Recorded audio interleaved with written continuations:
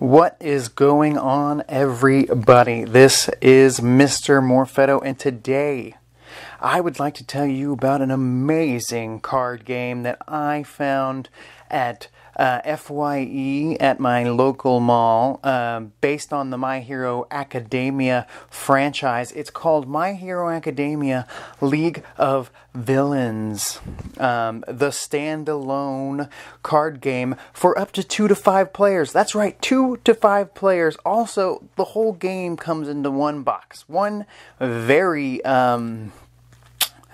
I don't know how you'd say it, one very easily transported box. Very small box, but it carries a lot in it. And I appreciate that because sometimes when I go on vacation or if I want to take my board games or card games somewhere to play with friends or family, it's nice to have an easy transportable box. And it has everything you need to have a fun game night. And you can play multiple games and have different experiences based on the cards you draw, like most good card games.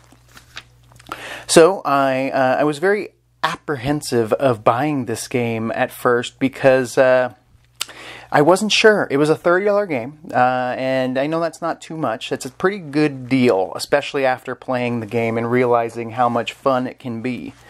$30. I waited about a month after seeing it before actually going all in on this game. And then me and my wife played it the other night, and it really blew me away because it's not just a fighting card game. You're not having Todoroki go head-to-head with Shigaraki, or Dabi go one-on-one with Bakugo, and who's got the higher hit points, or what have you, like a Pokemon card game, or a Yu-Gi-Oh card game. This is a different style game. I've played games like this. You complete missions, basically, and whoever completes the most missions or defeats the most villains, you slowly gather popularity points, and at the end of 2 rounds, whoever's got the most popularity points wins the game. It's as simple as that. There's a lot more that goes into it than that, but that's basically how you win the game. You need to become the most popular pro agency around. And what's really cool, so I'll just go down the list of what this little box comes with. 120 action cards, 80 mission cards, 60 student cards, and 15 pro cards, recruiter cards. They call them recruiter cards, but basically you are taking, at the beginning of the game, you randomly draw a pro, like All Might or Endeavor or Aizawa. Basically every teacher in UA is a playable character, a playable recruiter, and then a few extras are thrown in for good measure, like Mount Lady.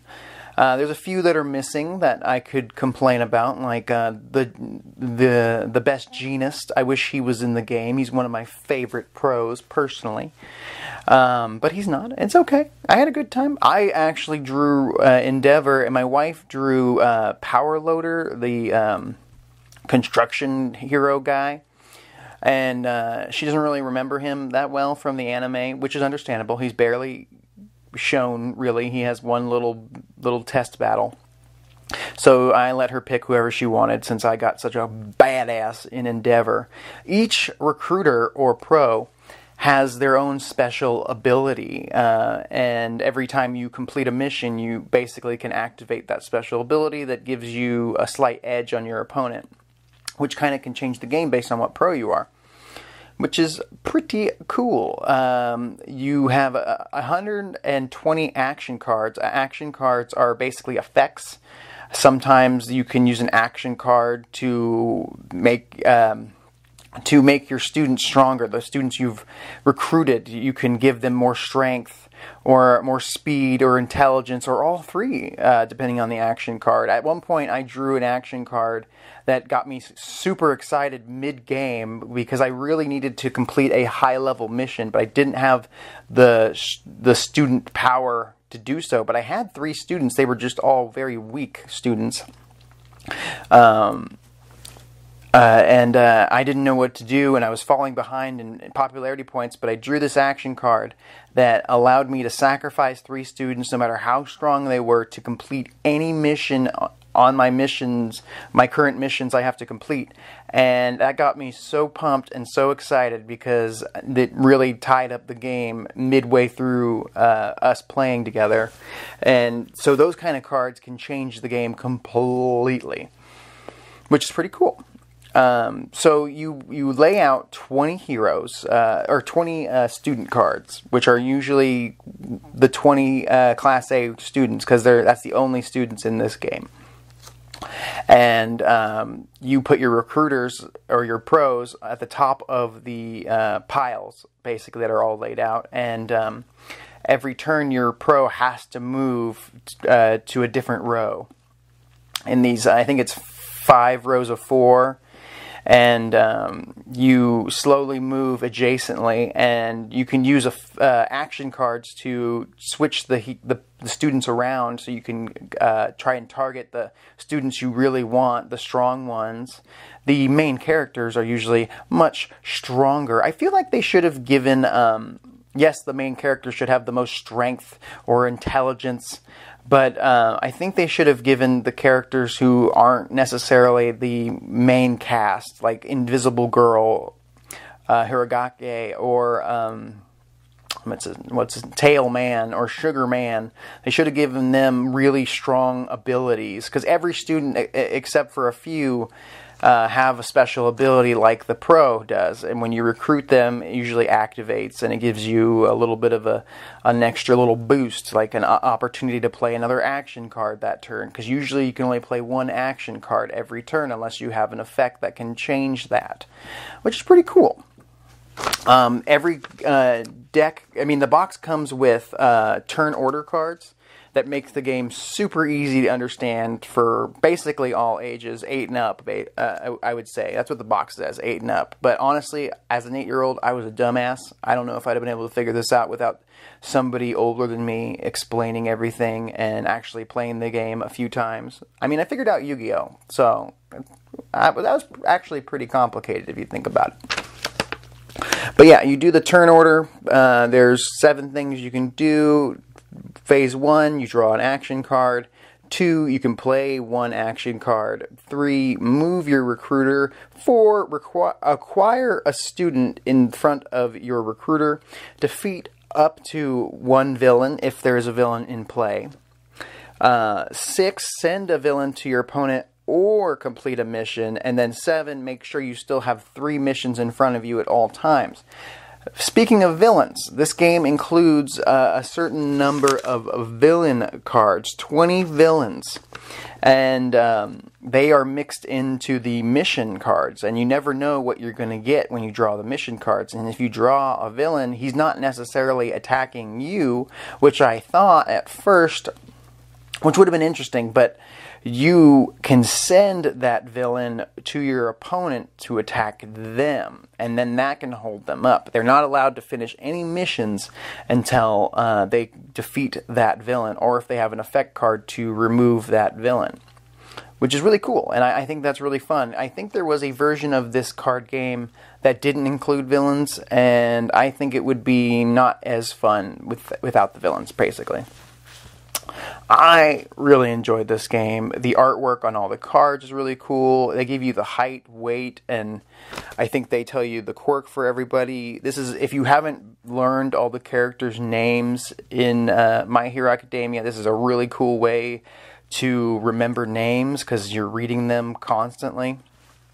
There's a little bit of math involved in this game, so it's kind of a learning experience. You're adding up strength, intelligence, and speed to complete different missions. Some missions have really low requirements, but they only give you low popularity points.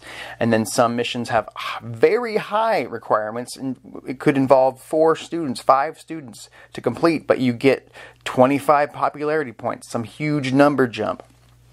And you can also take your students and dress them up in their hero card outfits, basically. And they're hero cards that you can draw from the action card deck. which can make them much stronger. For example, if you have Deku as one of your students on your side of the field in your agency, he normally only has 3 strength, 3 speed, and 6 intelligence. But if you upgrade him into a hero card, he now has 13, 13, 13 across the board, and that's damn good. And Deku has a dope ability where he can increase his power based on how many students are backing him up. You know, he gets a little bit of a boost, which makes sense for his character. Super dope. Like I said, the game is super simple. I've just played with one other person, my wife, and we had a blast playing it. We picked it up pretty quickly. Took about an hour, not including setup and figuring out how to play.